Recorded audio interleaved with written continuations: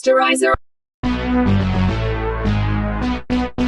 Sanibona igama lemovie yethu yango-2014 i-We Still Kill the Old Way. Imovie yethu la eseyiqala khona ngoRichie ongokudabuka e-England eBritain. Wayekade eqeqesha abantu ukudubula siwathatha umhlala phansi sehlala ezweni laseSpain. Le ndoda igama layo uRichie nangasemalini waye-rich. Njengoba la uRichie wayehlele ndodakazi yakhe uCarmen wayitshela ukuthi ukhumbula umfowabo uCharlie ohlala e-England akamfonelele yena. Kanti ngapha sithola uCharlie naye ekhuluma ngomfowabo uRichie osehlala eSpain kanti uCharlie uzoreceive i-phone call from uRichie. Leyo phone call yenze amanzi agcina seyikhuluma ngeindaba zazo zakudala baze baplana ukuthi bazovakashelana ngoba kade bagcinana. Wathi eqeda leyo phone call uCharlie wabuyela kubangani bakhe ngesikhathi ebuzwa owesifazane uLizzy ukuthi angakwazi ukumnika iphone number kaRichie kade bagcinana. uCharlie wabona ukuthi umfowabo uRichie noLizzy bafanelene wamnikeza iphone number. Kanti sisekhona eLondon sibona ngaphandle ithandano wesilisa uAaron nowesifazane uLauren behamba emgwaqweni owawungaphithizeli wawuthule. uAaron owayemholi wezigebengu wadonsa intombi yakhe uLauren ukuthi izodlwengulwa izigebengu zakhe ishintshane ngaye. Kodwa kukhona oyedwa wesilisa igama lakhe uDean wayengayithandi lento eyenzeka efuna ukulamulela uLauren wayedlwengulwa. Kodwa uDean wavinjwa igenge kaAaron ukuthi angayenzi lento ayicabangayo. Khona lapho kwavela kwaqhamuka ikhehla uCharlie ngesikhathi ebakhuza. uCharlie watshela intombazane uLauren ukuthi ayibaleke wasethethisa labafana. Kodwa laba balithuka leli khehla sebelisabisa ngokulishaya kanti ikhehla lizovela lishaya yedwa wabo. Kwamcasula kakhulu uAaron umholi wezigebengu wathi amagenge akhe awalishaya leli khehla bamshaya uCharlie baze bambulala. Konke lokhu kwenzeka kanje. I got a little surprise for you. What's going on? I thought I'd introduce you to my boys. Therefore, gonna be seeing you later, sweetheart.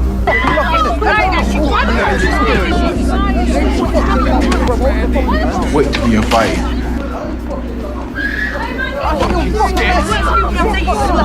Are you? What the fuck do you think you're doing? Dock out, Grandad. This has got shit to do with you. Oh, really? Wouldn't do that again. Fuck off, old man. I'm telling you all now. The next ponce who tells me to fuck off, I'll take your fucking jaw. Fuck off. You fucked up. No, you fucked up. Okay, come on, you and me. Don't work like that anymore, old man. Yeah, you steaming heap of dog shit. You're too fucking cowardly to do a one-to-one, you ponce. You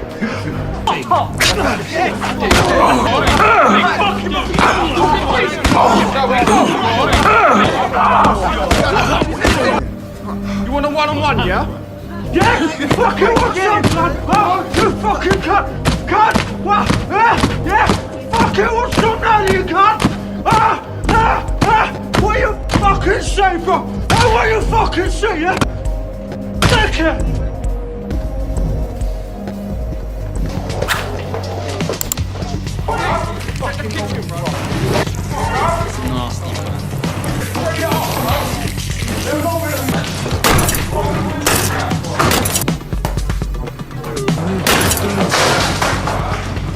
What the fuck are you doing? Aaron, this way.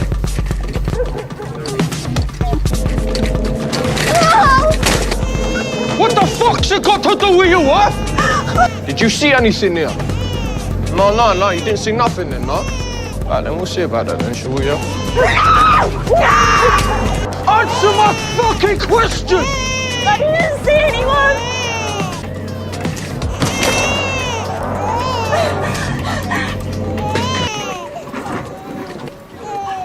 uLizzy wagcina sephumile ebar ebheka ikhehla uCharlie obephuma ethi uyochama ongasabuyi. Wethu uLizzy mayethi ujikela emva kwebar wafica umngane wakhe uCharlie seshonile. uLizzy waripotela amaphoyisa amabili uDetective Susan Taylor noJohn. uLizzy etshela amaphoyisa ukuthi uyasola ukuthi uAaron namagenge akhe ngoba uthe eqhamuka bebesuka emva kwasebar. Amaphoyisa atshela uLizzy ukuthi ubufakazi abuphelele ngoba ngeke amaphoyisa abophe uAaron namagenge akhe mangabe uLizzy engababonanga bebulala ikhehla uCharlie. And how did you know the deceased? You don't know Charlie or Richie Archer? You were saying Charlie Archer was murdered, and it seemed you were about to suggest something. Did you see the murderer? No, I didn't see the murder, but I know it's E2 gang. What makes you say that? It was bloody obvious, wasn't it? I mean, they was all coming out the alleyway as I was going in. They need to be destroyed. Ms. Davies, it would be best if you didn't say that. I mean, they're trying to destroy us, aren't they? Our community, our way of life, and You want to protect them, do you? We need evidence before we can do Oh, I anything. see. Of course, evidence. Did you see anyone causing Charlie Archer any harm? Why? Did you see anyone murder him? No, I didn't see anyone murdering, but I just know it was the E2 gang, you know? You lot, back in the day, this sort of thing would never even have been allowed to.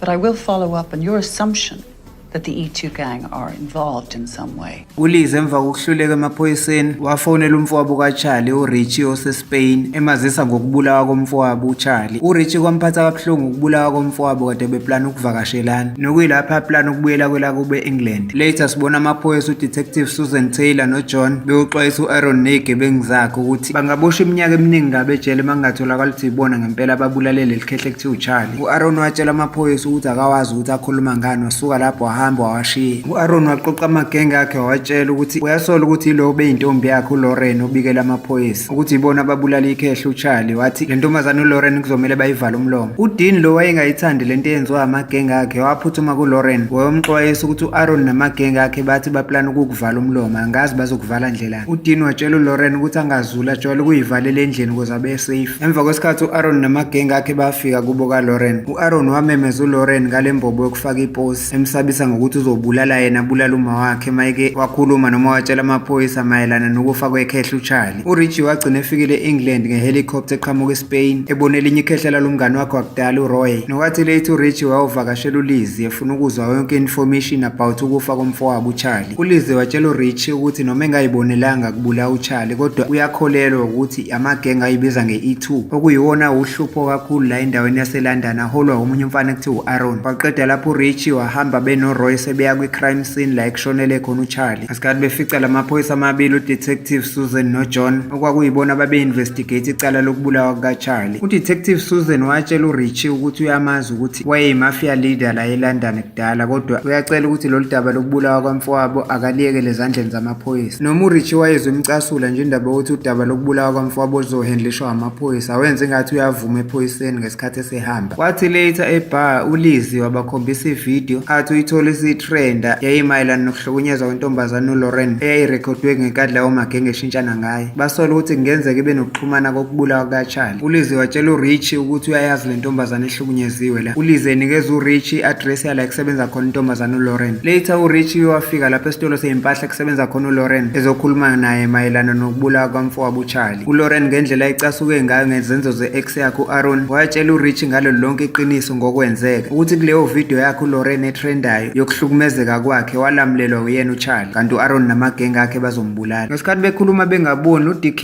le ntombazane ehambisana nezigebengu zo-Aaron nekuyiyona eyirekhoda leyo video yabona uLauren ngesikhathi bekhuluma noRichie sebehlukana yahamba yayobikela uAaron ukuthi uLauren ubekhuluma nelinye ikhehle kusolakala ukuthi leyo mfobo kaCharlie lo wabulawa. uAaron akumkhathazanga kakhulu mayeza ukuthi naye lo uRichie uyikhehle. uRichie siyamthola namakhehle abangani bakhe babe amamafia kudala sebesemngcwabeni kaCharlie umfowabo kaRichie. Nokwathi late emva komngcwabo kwafika elinye ikhehle ekuthiwa uArthur nalo lafuna ukwajoyina lamakhehla for ukupay revenge kulezi zigebengu ezibulala umngane wabo uCharlie. uRichie wajoka kuArthur emtshela ukuthi ngeke asalunge usemdala usengavukwa i-high blood pressure. Leyo joke kaRichie yamcasula uCharlie. uRichie watshela uArthur ukuthi uyamdlalisa futhi uyabonga ngokuthi ahlanganise yonke igroup yabo yakudala. uRichie wasuka lapho wahamba waya kwelinye ikhehle ekuthiwa uJack elalikade liyiphoyisa eselathatha umhlala phansi nalo ngesikhathi ezocela usizo about i-information about uAaron namagenge akhe. uJack weza nefile eyayiphathelene namagenge ka-Aaron. uJack leyo file wayinikeza uRichie wamtshela ukuthi kodwa ngebhade akayitholanga i-information about umholi walezi zigebengu lokuthiwa uAaron. uRichie wathatha lamakhehla abangani bakhe bawuthola ezinye izigebengu zika-Aaron eziwu-2 uLeroy no-Ed. Kodwa uEd noLeroy ngokubona ukuthi labantu abazoba question about uAaron iboss yabo abantu abamakhehla kuphela bavele bawathuka lamakhehla bawatshela ukuthi angazogugela kubona. Bethuka uRichie nabangani bakhe bebatshela ukuthi ngeke baze babatshela ukuthi uphi uAaron. uRichie wathi mayezwa lokho wabahleka wathi kushuthi nina abafana abancane anisazi ngempela ukuthi siwoba. uLeroy no-Ed batshela amakhehla ukuthi vele ngeke aze abenze lutho. uRichie nabangani bakhe bakhipha izipikili nezando esikhwameni ababesiphethe bashayelele izipikili ezandleni zika-Ed ngesikhathi ehayiza baqhubeka bambhoboza inyawo ngedrill lokho kwamthusa uLeroy esebona indlela amakhehla athotsharisha ngayo umngane wakhe. uLeroy waxolisa watshela amakhehla ukuthi ucela ukuhamba nawo ayewakhombisa la ecashe khona uAaron. abangani bakaRichie babengayikholwa lento eyayishiwo uLeroy kodwa kodwa uRichie wavumelana nayo ngesikhathi eqaqula uLeroy emdedela. Kodwa bathi mabemdedela uLeroy wavela wadonsa isibhamu ethi udubula uRichie, kodwa ikhehla uRichie la actor kuqala lamdubula uLeroy lambulala. uRichie watshela abangani bakhe ukuthi ubevele isolile lento, hayi ukuthi ubemkhulula uLeroy ngoba emthemba. Amakhehla ezwa lokho ahleka wonke ngesikhathi sebeqhubeka nokutorturisha uEd. Naye uEd wayesexolisa amakhehleni ayesembhoboza izandla ney'nyawo. U-Aaron umholi wey'gebengu wayesethethe ecasukile ngokunyamalala kwamagenge abo amabili okuwuLeroy beno-Ed. Ngosuku olulandelayo uRichie wabuyela la kusebenza khona uLauren eyombuza ngamanye amagenge ka-Aaron ayesele. uLauren watshela ikhehla uRichie ukuthi enye imemba yey'gebengu igama lawo uJB ujwayele ukubonakala eparking lot. Ikhehla uRichie ngokusabela ukufaka uLauren kulento wathi uRichie kungcono uLauren amnikeze ifone number yakhe, kungcono amfonele kunokuthi babonane. Wathi before uLauren akhiphe ifone number yakhe kwavele kwafika uDetective Susan. Iphoyisa lingafuni uLauren akhulume noRichie, litshele uLauren ukuthi akakhululeke lizomvikela. Nesithola ukuthi uDetective Susan kwakuwuma kaLauren owayengafuni futhi ukufaka indodakazi yakhe kulesi simo. Kwi-parking lot uJB wabona ikhehla uArthur lihamba lodwa wathola ithuba lokuthi awuhlasele uArthur. Nokwazi mayesondela uJB nge-BMX kanti uArthur uzovela akhiphe isoda. Wasuka lapho uJB wabaleka ngebhayisikeli kanti kuzovele kumenye imoto phambi kwakhe. Kanti leyo moto wayevele ecushwe ngayo uJB ukuthi uzokhalakathela phakathi. Nanokubonakala ka-Arthur ehambe ngathi udakiwe kwi-parking lot kwakwenzelwa yena uJB ukuthi adobeke. Amakhehla ambamba uJB wayesekhalakathele ngaphakathi emotweni yabo. uJB wayethola seboshwe ikhanda libheke phansi nabanye abangani bakhe kwenye ibuilding endala. uRichie wabuza kuJB ukuthi uphi umholi wabo uAaron. uJB naye njengabanye abangani bakhe wanqaba ukukhipha information about iboss yabo uAaron. uJB waphinde waqhuba ukudelela ngesikhathi ethi uCharlie bambulala vele bamkhahlelisa okwenje. Lokho kwacasula umfowabo uRichie washaya uJB waze wagcina esevukwa i-high blood pressure omkhulu wagcina sewulaliswa esibhedlela. Nokuyilapha egadwe amanye amakhehla abangani bakhe esibhedlela. Kanti siyathola ukuthi no-Aaron naye namagenge akhe babehloma ngey'bhamu. Nokwathi later kwafika uLauren ezotshela i-ex yakhe uAaron ukuthi amanye amagenge akidnaphiwe abulawa yileli khehla ekuthiwa uRichie elumfowabo kaCharlie bambulala. uLauren wabatshela ukuthi uRichie njengamanje ulaliswa esibhedlela uyagula. uLauren wareceive i-phone call efonelwa uma wakhe uDetective Susan. Nokwathi uLauren eseyitshelile igebengu yonke information zahamba seziya esibhedlela. Zihamba naye uLauren zithi izomthatha as a hostage. Igebengu zaseziyifihle ngama-mask zafika embhedeni ka-Aaron seyidubula umbhede ziyitshela ukuthi uyidubula yena. Kodwa amakhehla avela aqhamuka emva kwekhethini la ecashe khona vulela ngenhlamvu. uAaron waye kwi-elevator ukuqhuma kwesibhamu wabona lapho ukuthi uRichie nalamakhehla akhe babahambele phambili ngoba bebacuphile. uAaron wafuna ukuyobona ifoni kaLauren wabona ngempela ukuthi uLauren into bebeyiplane nalo leli khehla ekuthiwa uRichie ukuthi bazodoba uAaron ney'gebengu zakhe babalethela esibhedlela. Khona lapho kwafika uDean wazophusha uAaron ngomuwisi. Kwaqhubeka lapho ukudubulana phakathi kwegenge yamakhehla kaRichie negenge yey'gebengu ka-Aaron. uLauren ngokubona ukuthi isimo siyashuba wafonela uma wakhe uDetective Susan emtshela ukuthi akalethe isquad samaphoyisa azolekelela la esibhedlela kuyadutshulwana. Amakhehla kaRichie abulala inqwaba yey'gebengu zika-Aaron. Noyedwa kwegenge yamakhehla kaRichie wayedubuleke engalweni sebemkhipha ibullet. uDean wafika wazokhipha uLauren ezama ukumsusa eduze kwala ekudutshulwana khona. Kodwa babalekanga ngoba uAaron wababamba ngesikhathi esethatha uLauren esemkhomba ngesibhamu ehamba naye. Ememeza amakhehla uRichie ethi abaphume la bacashe khona ngempela baphuma uRichie. Nokwathi lapho uAaron eselindele ukudubula amakhehla kwaqhamuka uDean wabamba uAaron kwavele kwawo isibhamu sika-Aaron. uRichie wathi uzama ukufaka i-cartridge lesibhamu efaka amabhulethi kodwa wehluleka. Kanti uAaron uzogcina ephunyukile kulaba ambambile wayokhomba uRichie esethi uyamdubula. Kanti uzodonsa i-trick uAaron isibhamu sakhe naye sesiyi-empty. Khona lapho kwafika uDetective Susan nesquad samaphoyisa ngesikhathi bengena ngaphakathi badubula uAaron. Nokwathi sekuqediwe ngamagenge ey'gebengu amakhehla esehleli eduze kombhede kaRichie ngesikhathi uDetective Susan ezoncoma amakhehla noRichie for ukusave indodakazi yakhe uLauren. Ey'nsukwini ezimbalwa esedischarge uRichie wa-organize iphathi yokuvalelisa esezobuyela eSpain. Nesithola ukuthi basebethandana noLizzie kodwa wathi mayemcela ukuthi ahambe naye eSpain uLizzie wanqaba wathi ngiyakwazi uhlala la e-England yena. Lathi lapho ibhanoli kaRichie selihamba selibuyela eSpain abangani bakhe belibuka beyibuza ukuthi usehamba kanjani engavalelisanga. Bathi kodwa kusenani ngoba bayipheyile i-revenge yokushona komngani wabo uCharlie. Nokwathi benganakile bethuka sekuqhamuka uRichie emva kwabo bengamlindele. Wabatshela abangani bakhe ukuthi ngeke asakwazi ukubuyela eSpain usezohlala la e-England okuyikhaya lakhe. Nokuyilapho amakhehla avumelana wo-4 ukuthi azolwisana nobugebengu la endaweni yaseLondon.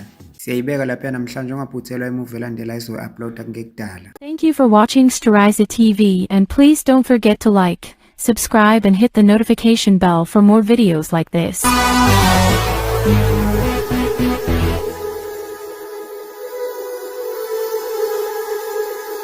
Storiza TV.